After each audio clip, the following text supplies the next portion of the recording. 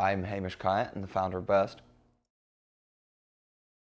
We're not an electric toothbrush company. We're an oral care company which provides the best products that you need to look after your mouth, recommended by your trusted dental professionals and made by your trusted dental professionals. What is Burst? It's you guys. And that's really special.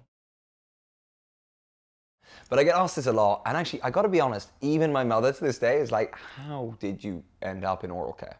I'll give you a quick backstory how I started Burst, or how I ended up in oral care, which then led to Burst. So I was 19, I was at university, I was studying geography, as I said, a bit of an odd one. At the time, I kind of wanted to go into the city.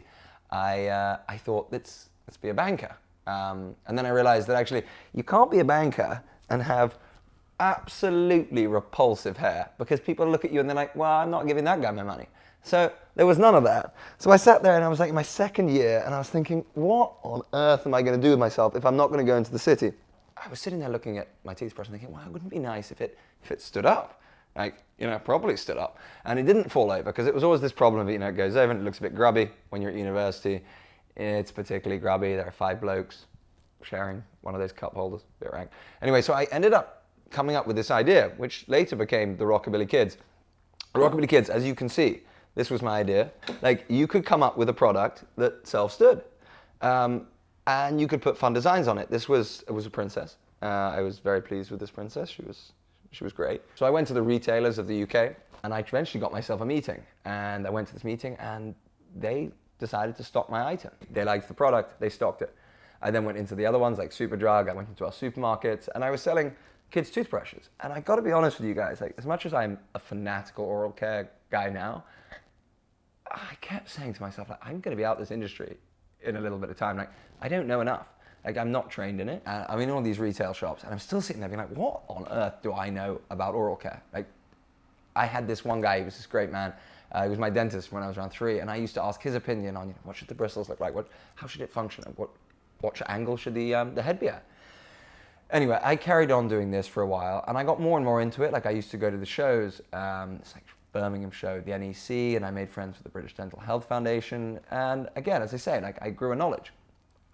Anyway, there was one moment with one of the retailers that I was in, and one of the big name brands, which I'm not going to name, I won the top shelf. The buyer had said, you've got the top shelf, we can't wait. We had this display that was going to wobble the toothbrush, and it was all very exciting. And then a week later, I get a call from the same woman who was the buyer, and she was like, I'm sorry to tell you, but they, like, kind of confidentially, but the company rung up, and they were like, no, that new company isn't taking the top shelf. We've been here for years, and you buy all our other products, so we're taking that again. So I ended up, no joke, bottom shelf, which really unamused me. And at the time, I was sitting there being like, fast-moving consumer goods, you've got your retailer taking all this percentage, so the price of the product was higher than I actually wanted it for a consumer. But it still had to be that way for me to, like, make anything, because everyone was taking their cut, the distributor, the company, you import it and all those duties, etc. So it was a little bit frustrating. At that point, I'd seen the market well enough, and I really understood that electric toothbrushes, like this badass, well, they were, there was a lot higher margin, and there were really only 2 players. And so I sat there and was like, you know what, I could probably make an electric toothbrush. I was very good at manufacturing.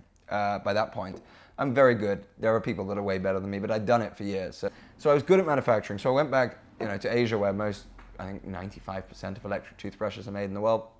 And I stayed there like a month and a half. I used to travel around. I went to Hong Kong, and then I flew to Shenzhen, then Guangzhou, and then I went down to Ningbo. And I was kind of doing a bit of a tour to work out all these factories. En route, I realized, oh my gosh, like, I thought the markup was big on manual toothbrushes, but the markup on electric toothbrushes was like exorbitant. Like, put it in perspective for you, you're marking up things between between 4 and 12,000%, depending on where you're buying it. And I sat there being like, this isn't fair on the consumer that should be using an electric toothbrush. Like, every dental professional, my dentist at the time was like, you should be using an electric toothbrush. And so I was like, I can make better. We can do this. We can do this better. I had my suitcase, and I had this fold-up bike. They got tiny wheels. They're like a Virgin wagon. Like, you were that guy at school that had one of those, and everyone was like, oh my gosh, he folds his bike up and he comes to class. Right? Anyway, I loved it, and I got it into the overhead locker, and I came across. So I really didn't have there wasn't a huge amount of planning involved, except I knew I wanted to do it, and I wanted to come to America. they understood this business, that world better. They look after their teeth, the English don't. And so I thought this was a perfect combination. Anyway, one thing led to the next, and things happened in that period and things were difficult. I had this amazing meeting where I was surfing with this guy, as you can see, long hair. I surf, and that tragedy. And I was surfing with this guy out back over there, like, I'd say it's a mile away. Kept being like, you know what, it would be really good for you if you had a partner in crime, someone that could compliment you. And that's just kind of the beginning of my relationship with the one and only Brittany Stewart. We had breakfast one day, and breakfast became sort of brunch, and then it became lunch. And it was this amazing meeting, actually, whereby we both agreed that we had very similar business principles. Like, we really understood what each other were about, how we were going to run a business. We were going to do it for the good, and it was going to be a long-term thing. Like, it wasn't about quick win, make money, hurt people. It was about, like, let's grow to succeed together and do it in the right way with a good quality product with the right people. And I was explaining this to Brittany. I was like, well, if we actually speak with them, they're great people.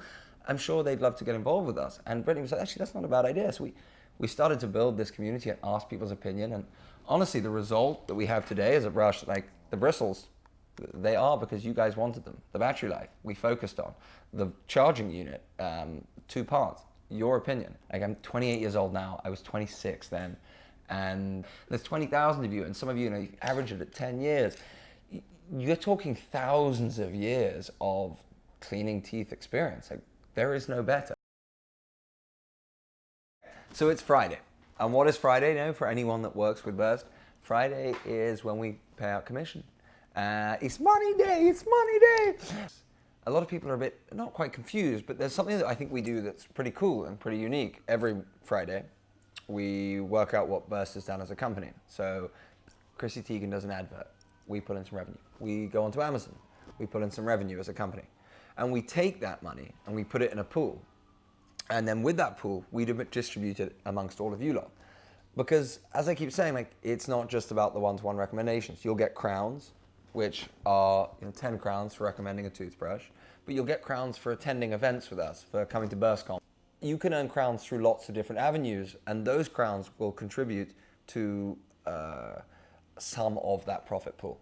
And that's what I think is kind of like fun and really unique with us, is that, as I say, like, we take this every week and every Friday. Brittany knows what that money is, and then it is distributed amongst you all, depending on how far you've got in rank.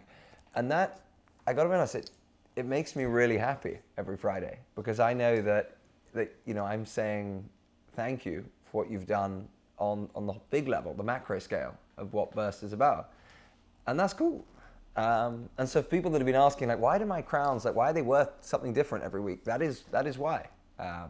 It's for that reason. So next time you're on the app and you make a crown, you'll see that crown is not worth $1. It'll be worth something according to how well the company's doing that week. So every time we come to you with new ideas, and we're doing QVC at Christmas, and we're about to go onto Amazon, etc., these are ideas that help promote the brand and the Burst. But you guys have made the brand and the Burst, which allows us to do these things. So this is our way of saying thank you. So that is kind of profit share in a nutshell. One of my biggest ambitions with working with you all is to be able to say, can I help somebody take a day off a week that they can spend with their family, they can relax. I know how hard dental hygiene is on your body. And so for me, like, paying out these commissions and enabling you guys to make that extra money where you feel like, I can spend some time with my husband, with my kids. I can take them to dance class. That to me is awesome. And so I wanted to kind of live by example, and I wanted to create a company whereby I could employ anyone from anywhere, and we could all work from where we are, and we still have a really, really big company.